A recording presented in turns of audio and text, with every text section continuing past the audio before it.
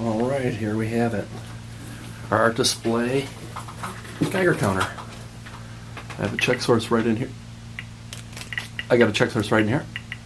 It's really sensitive counter.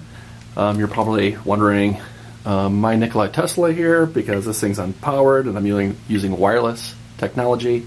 No, it's actually the power's coming from this brick over in here.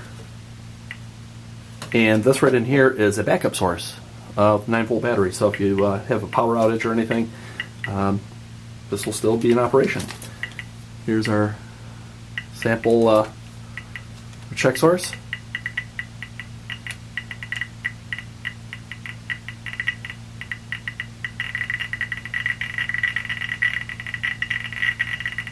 Has all those sounds you'd think it would have.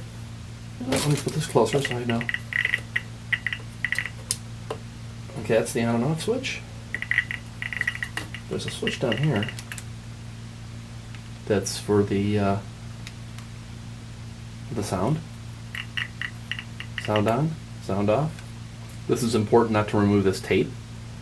We'll leave that on there so the counter detector works. And oh, there you have it. I think it's a pretty good video.